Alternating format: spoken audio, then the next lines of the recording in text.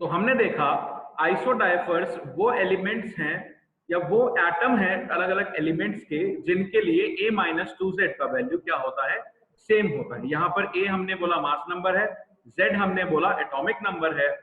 तो उस केस में हमने बोला अगर x और y को मैं आइसोडाइफर्स बोलना चाहता हूं तो मुझे x के लिए a-2z निकालना पड़ेगा, y के लिए a-2z निकालना पड़ेगा, और यदि दोनों इक्वल आ जाए तो मैं बोलूंगा वो दोनों x और y क्या कहलाए जाएंगे, आइसोडाइफर्स बोले जाएंगे, राइट। एग्जाम्पल मैंने दिया है आपको यहाँ पर थोरियम का, यूरेनियम का। यहाँ पर आप देख सकते हो दोनों के लिए a-2z कैलकुलेट करते हैं तो 54 आता है, इसीलिए दोनों को मैं आइसोडाइफर्स बहुत प्यार से बोल सकता हूं। किसी को कोई शक, कोई दिक्कत, कोई और कोई डाउट हो तो बोलो। No sir. हाँ भाई Chirag. No sir. Garima, Garima if you can not speak वहां पर ऑप्शन होगा बेटा, थम्स अप का ऑप्शन होगा, रेज हैंड का ऑप्शन होगा।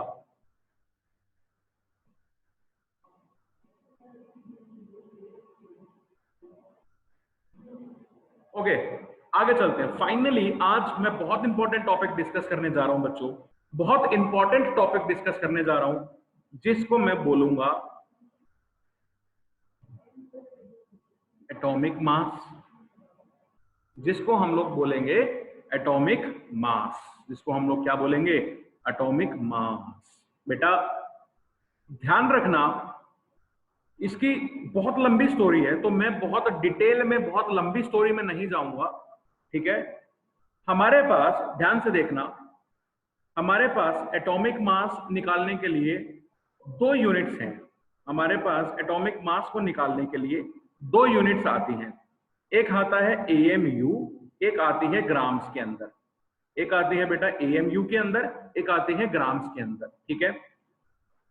बात समझ में आ रही है। एटॉमिक मास यूनिट AMU को मैं इन शॉर्ट U भी बोल सकता हूं, और ग्राम्स को आप लोगों को पता है हम स्मॉल g से भी ग्राम्स को रिप्रेजेंट करते हैं।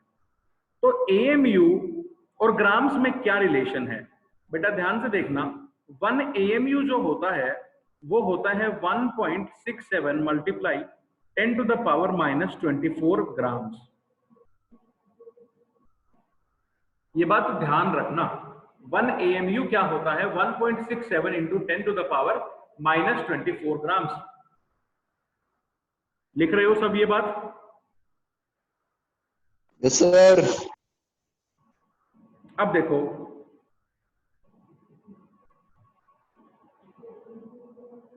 ये आपका न्यूक्लियस होता है, यहां पर इलेक्ट्रॉन घूमते हैं, न्यूक्लियस के अंदर न्यूट्रॉन भी होते हैं, प्रोटॉन भी होते हैं, ठीक है बच्चों।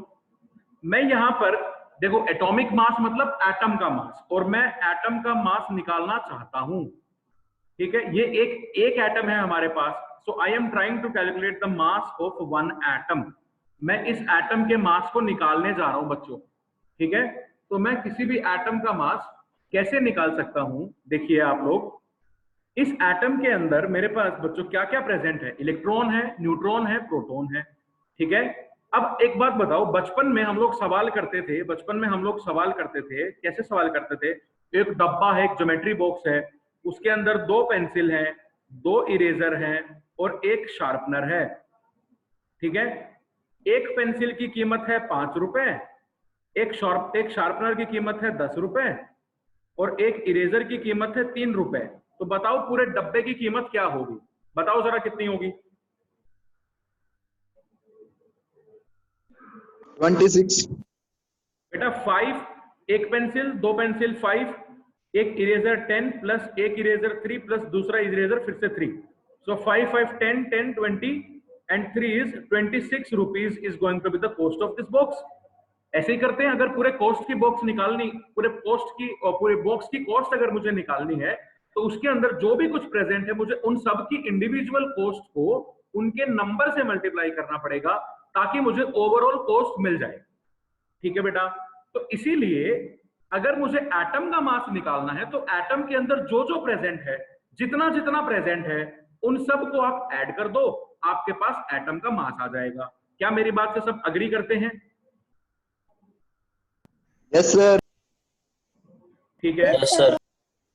ठीक है। अब देखना मास ऑफ वन एटम कैसे निकालना है। हमारा टारगेट अभी क्या है, हमें इस एक एटम का मास निकालना है। ठीक है बेटा, अभी देखिए मैं कुछ टर्म्स डिफाइन करने वाला हूं, एन ई को मैं बोलूंगा number of electrons, n p को मैं बोलूंगा नंबर ऑफ प्रोटॉन्स, एन को मैं बोलूंगा नंबर ऑफ न्यूट्रॉन्स। ठीक है बच्चों, और एम ई को मैं बोलूंगा mass of electron, m p को मैं बोलूंगा मास ऑफ प्रोटॉन, और एम एन को मैं बोलूंगा, क्या बोलूंगा, मास ऑफ न्यूट्रॉन। ठीक है, चलिए अब देखिए जरा, इस एटम के बारे में मुझे कोई नॉलेज नहीं है, ये कौन सा एटम है, क्या हमें ये पता है ये कौन सा एटम है? हाइड्रोजन है, नाइट्रोजन है, क्लोरीन है, फ्लोरीन है, कौन सा एटम है? क्या आपको ये चीज पता है? बोलिए, क्या मैंने आपको ये चीज बताई है? बोलो बेटा।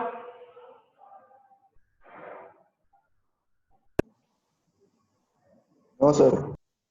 नहीं बताई, इसका मतलब मुझे नहीं पता इसके अंदर एग्जैक्टली कितने इलेक्ट्रॉन्स हैं या कितने न्यूट्रॉन्स हैं और कितने प्रोटॉन हैं, हमें इस चीज की एग्जैक्ट नॉलेज बिल्कुल भी नहीं है, राइट? तो हम लोग बच्चों अपनी मर्जी से एक काम करते हैं, हम लोगों को इस एटम का मास निकालना है ना, एक एटम का, तो क्या होगा, इस एटम का मास क्या होगा बेटा? नंबर ऑफ इलेक्ट्रॉन्स कितने हैं, जैसे नंबर ऑफ पेंसिल्स कितनी थी, 2 थी, एक पेंसिल की कॉस्ट कितनी है, 5 रुपीज, तो एक नंबर ऑफ इलेक्ट्रॉन्स Ne होंगे, multiply mass of one electron is Me, plus number of protons Np multiply by mass of one proton Mp, plus number of neutrons multiply by mass of one neutron. इसमें किसी को कोई दिक्कत हो तो बोलो। No sir. ठीक है बच्चों, अब देखो आगे देखो, अब देखो बेटा, मास ऑफ इलेक्ट्रॉन जो होता है वो होता है 9.1 इंटू 10 पावर माइनस 31 किलोग्राम। देखो 10 की पावर माइनस 31, 10 की पावर माइनस 31, यार 10 की पावर माइनस 31, भाई सोचो एक बार, 10 की पावर माइनस 31 कितना कम है वैल्यू, कितना कम वैल्यू है। इसका मास में कोई कंट्रीब्यूशन होगा कि नहीं होगा? ऑलमोस्ट जीरो के बराबर, ऑलमोस्ट नेग्लिजिबल कंट्रीब्यूशन होगा, इसीलिए मैं इस टर्म को जीरो लिख सकता हूं। बोलो, किसी को कोई दिक्कत है इस बात पे? No sir. अब आ जाओ बच्चों, तो फाइनली मैं इस मास ऑफ एटम को ये लिख सकता हूं, मास ऑफ वन एटम को मैं यहां पर लिख रहा हूं मास ऑफ एटम। बहुत ध्यान से समझते रहना, बहुत इंपॉर्टेंट कॉन्सेप्ट है बेटा। तो इसको मैं लिख सकता हूं number of protons multiply by mass of proton plus number of neutron multiply by mass of neutron. ठीक है, अब ध्यान देना एक बात पर, मास ऑफ प्रोटॉन कितना होता है? 1.67 इंटू 10 पावर माइनस 24। ठीक है, it's almost equals to this. ठीक है, और बेटा मास ऑफ प्रोटॉन और मास ऑफ न्यूट्रॉन ऑलमोस्ट बराबर होते हैं, they are almost equal to each other.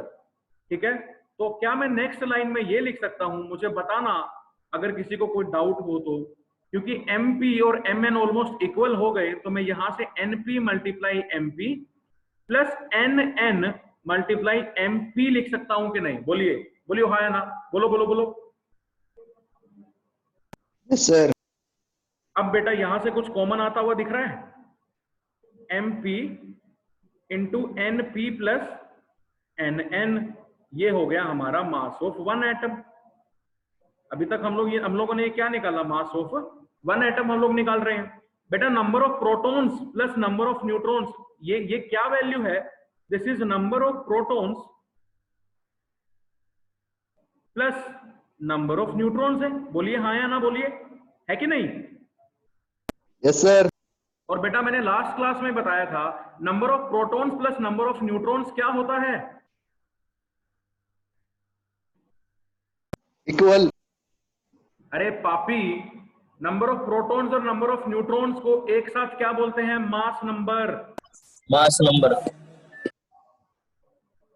Mass number क्या होता है? Number of protons plus number of neutrons is mass number. बोल बे चिराग, ठीक बोला कि नहीं? Yes sir. गरिमा समझ में आ रहा है बच्चे?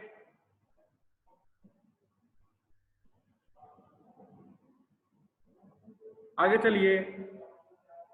तो हमने फाइनली एक चीज डिराइव कर ली यहां पर कि मास ऑफ एटम जो होगा वो होगा mass of protons into n plus n p. और बेटा इसको अभी हमने बोला कि एन प्लस एनपी जो होता है दैट इज कैपिटल ए। वो क्या होता है? कैपिटल ए होता है। वो कैपिटल ए होता है। तो बच्चों मैं मास ऑफ एटम को लिख देता हूं mp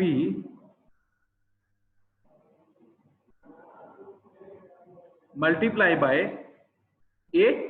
बोलिए।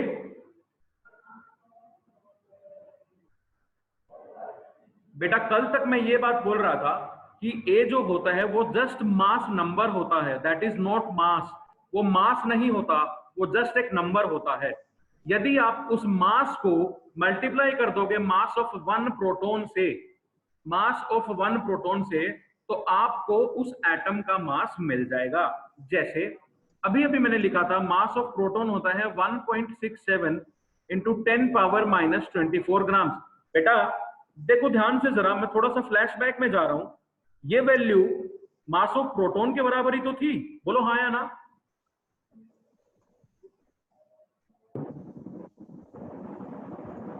Yes sir. चिराग समझ में आ रहा है? ये वैल्यू मास ऑफ प्रोटॉन के बराबर ही तो थी। तो बेटा क्या मैं ये, और ये मास ऑफ प्रोटॉन था तो इसी को हमने बोला 1 AMU या इसी को हमने बोला 1 U। तो क्या मैं ये लिख सकता हूं? ध्यान से देखना, mass of atom is equals to A multiply by 1 atomic mass unit. बोलो हाँ या ना? Yes sir. तो मेरे प्यारे बच्चों अगर हाइड्रोजन का एक, अभी ये मास ऑफ एटम कितने एटम्स का है? ये कितने एटम्स का मास है? एक का। एक एटम का मास है। किसका मास है? एक एटम का मास है। ध्यान रखना इस बात का। अगर हाइड्रोजन के एक एटम का मास तुमसे पूछ ले तो हाइड्रोजन के लिए मास नंबर होता है 1 और 1 multiply by 1 U is 1 U। Helium के लिए अगर पूछे तो मास नंबर इज 4। इसका मास हो जाएगा हीलियम के एक एटम का मास। ये क्या है? हाइड्रोजन एक एटम का मास। ये किसका मास है? हाइड्रोजन के एक एटम का मास। 4U किसका मास है? हीलियम के एक एटम का मास है। अगर मैं लिथियम की बात करूं प्यारे बच्चों, तो लिथियम का एटॉमिक मास जो होगा वो क्या होगा? उसका मास नंबर जो होगा लिथियम का 7, उसको मैं अगर मल्टीप्लाई कर दूं U से तो ये हमारा लिथियम के एक एटम का मास होगा। अगर मैं ऑक्सीजन की बात करूं तो इसका जो मास होगा वो होगा इसका mass number 16 multiply by 1 U। तो 16 U जो होगा वो ऑक्सीजन के एक एटम का मास होगा। किसी को यहां तक कोई शक, कोई दिक्कत, कोई और डाउट हो तो बोल दो।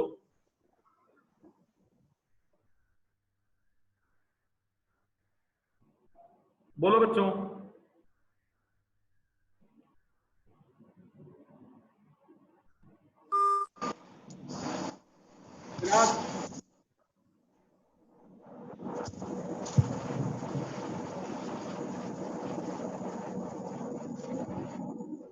चिराग समझ में आ रहा है कि नहीं? प्रियांशु? Yes sir. सर। ये था एक एटम का मास हम कैसे निकालेंगे। अब अगर कोई मुझे ये बोले कि आप H2O का मास बताइए, आप H2O का मास बताइए, तो बेटा ये एटम तो नहीं है। ये क्या एटम तो नहीं है, ये एक मॉलिक्यूल है। ये क्या है? एक मॉलिक्यूल है। तो मॉलिक्यूल के केस में हम मास कैसे निकालेंगे? देखिए हाइड्रोजन का मास कितना था? 1 U। हाइड्रोजन के एटम कितने हैं? 2। प्लस ऑक्सीजन का मास कितना था 16u, ऑक्सीजन के एटम्स कितने हैं 1, तो ओवरऑल ऐड करके कितना आया 18u के बराबर। तो ये 18u जो आया ये पानी के H2O के एक मॉलिक्यूल का मास आया है। मेरी बात समझ आ रही है? Yes sir. ऐसे ही अगर कोई मुझे बोलता है आप CO2 का मास बताइए, तो मैं क्या करूंगा, कार्बन का मास कितना होता है 12u, प्लस एक ऑक्सीजन का मास 16u, तो दो ऑक्सीजन है तो मल्टीप्लाई कर दो 2 से, ये आ जाएगा 12 प्लस 32 44u। तो ये 44u किसका मास आया है CO2 के मॉलिक्यूल का। CO2 के एक मॉलिक्यूल का मास आया है।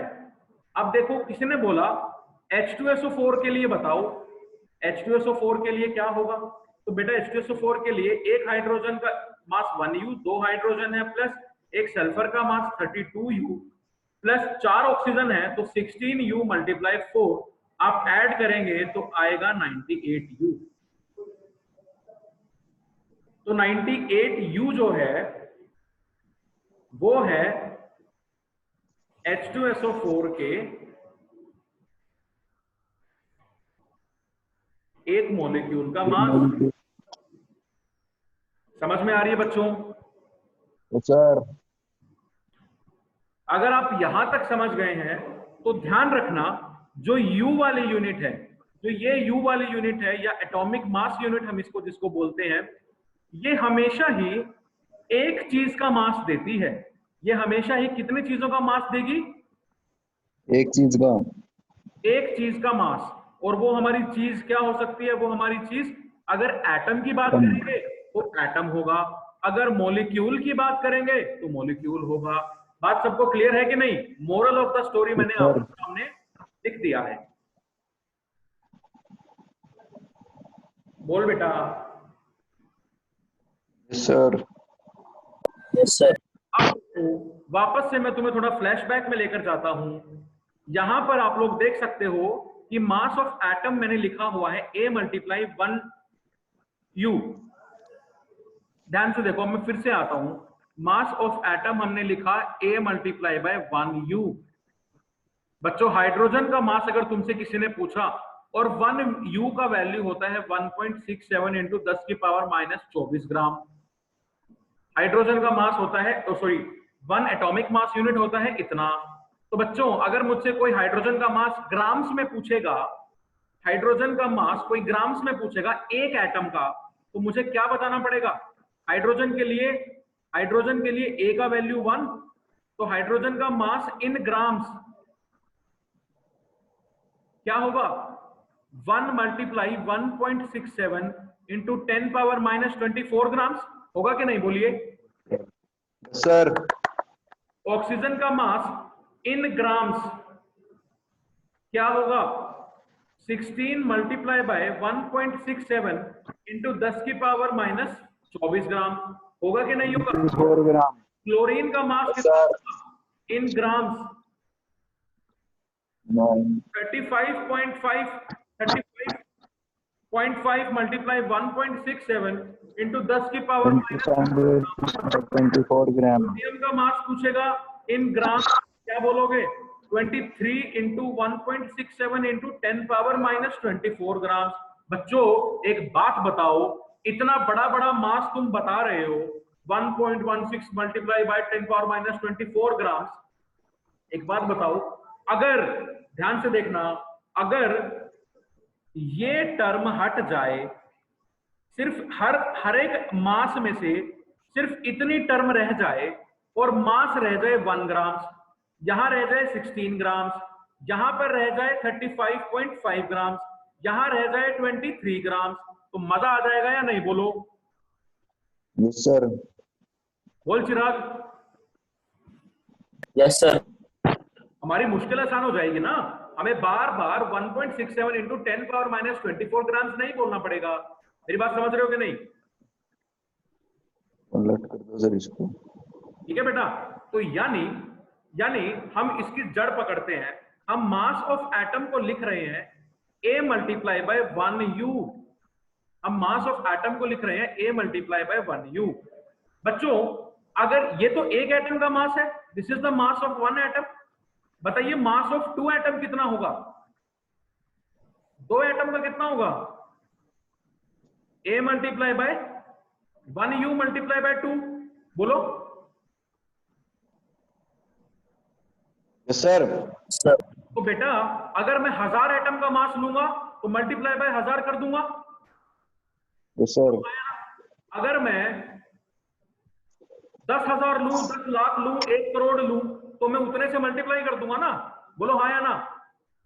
Yes sir. तो इसका मतलब मैं जैसे जैसे एटम्स का नंबर बढ़ा रहा हूं, मैं जैसे जैसे एटम्स का नंबर बढ़ा रहा हूं बच्चों, वैसे वैसे मेरे पास मास भी क्या हो रहा है? बढ़ रहा है। बोलो बढ़ रहा है कि नहीं? जो कि बढ़ेगा। मेरी बात समझ में आ रही है या नहीं? बोलो हाँ या ना। Yes sir. तो बेटा अब देखो कमाल की बात, मैं मास ऑफ एटम लिख रहा हूं a मल्टीप्लाई 1.67, 1 u को खोल के लिख दिया मैंने 24 ग्राम्स। अगर मैं मास ऑफ x एटम्स ले लूं, अगर मैं क्या ले लूं? मास ऑफ x एटम्स। x मतलब x वो नंबर ऑफ एटम्स है, x वो नंबर ऑफ एटम्स है जिससे मेरी ये टर्म एक तरह से कट जाएगी। सोचो अगर मैं यहां पर, अब मेरी बात सुनना, मैं क्या कहना चाह रहा हूं, मेरी बात को समझने की कोशिश करो। मास ऑफ एटम हम लोग बोल रहे हैं a multiply by 1u, mass of two atom हो गया मल्टीप्लाई 2। अगर मैं mass of 1 upon u atoms लूं तो बेटा a multiply by 1u into 1 upon u अगर मैं रखूंगा तो u से u कैंसिल, तो मेरे पास मास ऑफ एटम कितना बचेगा? सीधा सीधा a ग्राम्स बचेगा कि नहीं? गिरेगा। बोलो हाँ या ना। Yes sir. ठीक है। Yes sir. तो मैं बेसिकली मैं क्या चाह रहा हूं, मैंने x एक नंबर ऑफ एटम्स ले लिया जिसके लिए मेरी ये टर्म गायब हो जाए। तो इसको मैं लिख सकता हूं mass of x atoms into is equals to a multiply x multiply 1.67 into 10 power minus 24 grams. बच्चों इन दोनों टर्म्स को अगर हम 1 कर दें, इन दोनों टर्म्स को अगर हम 1 कर दें तो x क्या आएगा? 1 अपॉन 1.67 इंटू 10 पावर माइनस 24 आएगा। बोलो जी। Yes sir. ये तो वही बात हो गई ना। बेसिकली हमने क्या बोला कि मास ऑफ 1 अपॉन 1.67 इंटू 10 की पावर माइनस 24 एटम्स क्या होगा बच्चों? a multiply 1.67 into 10 power minus 24 grams multiply 1 upon 1.67 into 10 power minus 24। बोलो हाँ या ना। इतना होगा कि नहीं? Yes sir. बेटा इस वैल्यू से ये वैल्यू कट गई, मास कितना बचा? 1 1 ग्राम्स। यानी इतने एटम्स का अगर आप मास बताओगे तो आप वही मास को ग्राम्स में लिख पाओगे। यानी अब इस वैल्यू को निकालो जरा, आप इस वैल्यू को निकालिए 1 अपॉन 1.67 इंटू 10 पावर माइनस 24। अगर आप इस वैल्यू को निकालते हैं तो ये वैल्यू आती है 6.022 इंटू 10 पावर 23। क्या मतलब हुआ इस बात का? Mass of 6.022 into 10 power 23 is equals to a grams. ठीक है। और अगर तुमने नोट किया हो इतने एटम्स का मास तो है a ग्राम्स, और जब हम एक एटम की बात कर रहे थे, सिर्फ एक एटम की बात कर रहे थे, तब मास आ रहा था a इंटू म्यू। आ रहा था कि नहीं? Yes sir. तो यहां से मैंने क्या समझा बच्चों? यहां से मैंने ये समझा कि एक एटम का मास अगर कोई पूछेगा तो वो म्यू में बताया जाएगा, यू में बताया जाएगा। और अगर इतने एटम्स, अगर कोई वही मास ग्राम्स में बोल रहा है तो समझ जाओ कि उतना मास इतने एटम्स का है। 6.022 इंटू 10 पावर 23 एटम्स का मास a ग्राम्स के बराबर है। और इस नंबर को बोलते हैं एवोगैड्रो नंबर। इस नंबर को हम लोग क्या बोलते हैं बच्चों? एवोगैड्रोस। एवोगैड्रो। आज मैंने आपको एवोगैड्रो नंबर डिराइव करके बताया है, लिख के नहीं दिखाया, डिराइव करके बताया है एवोगैड्रो नंबर कैसे आता है। ठीक है, सर 6.0 आपको बताया जाता है एवोगैड्रो नंबर की वैल्यू ये होती है, मैंने डिराइव करके दिखाया है आपको कि एवोगैड्रो नंबर की वैल्यू इतनी क्यों होती है। ठीक है, नोट कर लेना इस बात को। तो फाइनली मैं इसका एग्जांपल आपको दे सकता हूं कि बेटा अगर मैं बोलूं मास ऑफ वन हाइड्रोजन एटम तो मैं बोलूंगा 1U। अगर मैं बोलूंगा mass of 6.022 into 10 power 23 atoms of hydrogen तो मैं बोलूंगा कितना, ग्राम। समझ में आई बात या नहीं? Yes sir. अगर एक एटम था तो 1U मास था, ऐसे ऐसे बहुत सारे एटम हो गए। कितने एटम हो गए? 1 ग्राम। 6.022 इंटू 10 की पावर 23 एटम्स हो गए, तो यही मास 1 ग्राम बन जाएगा। यहां से क्या पता चलता है कि gram is a bigger unit than atomic mass unit. पता चलता है कि नहीं? और अगर मैं बात करूं मास ऑफ वन ऑक्सीजन एटम वो होगा 16U। और अगर मैं बात करूं मास of 6.022 into 10 power 23 atoms of oxygen तो यही मास बन जाएगा 16 ग्राम। समझ में आया सबको? समझ में आया क्या? Yes sir.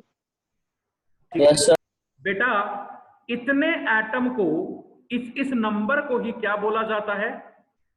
One Avogadro number. Mole. इस नंबर को ही, जैसे एक दर्जन की अगर बात करते हैं तो 12 होता है, एक किलोमीटर की बात करते हैं तो 1000 मीटर होता है।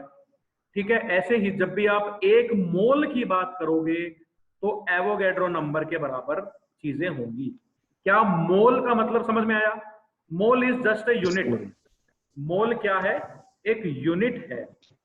ठीक है, जैसे एक आपको मम्मी पापा बोल देते हैं एक दर्जन सेब लेकर आओ, एक दर्जन केले लेकर आओ, तो आप 12 सेब या 12 केले लेकर आते हो। मैं बोल रहा हूं एक मोल केले लेकर आओ, तो आप कितने सेब लेकर आओगे? 6.022 इंटू 10 पावर 23 एप्पल्स या इतने बनानास आप लेकर आओगे। तो मोल बस एक यूनिट है एटम्स को, मॉलिक्यूल्स को मापने का। बात समझ में आया बच्चों? Yes sir. और बेटा एक मोल का मास कितना हुआ? मास of one mole of atoms. अब मैंने मास ऑफ 6.022 10⁻23। अरे सुन ले पहले, मास ऑफ एवोगैड्रो नंबर यानी 6.022 इंटू 10 पावर 23 एटम्स का हमने लिखा था ए ग्राम्स। तो इसीलिए मैं अब लिख सकता हूं एवोगैड्रो नंबर को मैं बोल रहा हूं 1 mole, so mass of 1 mole of atoms को मैं लिख सकता हूं ए ग्राम्स। ये इंपॉर्टेंट चीज है, नोट कर लो। आज की क्लास यहीं पे खत्म करते हैं, नेक्स्ट क्लास में I will start with mole concept. हो गया सर नोट? हाँ, स्क्रीनशॉट लेने हैं तूने तो? No sir.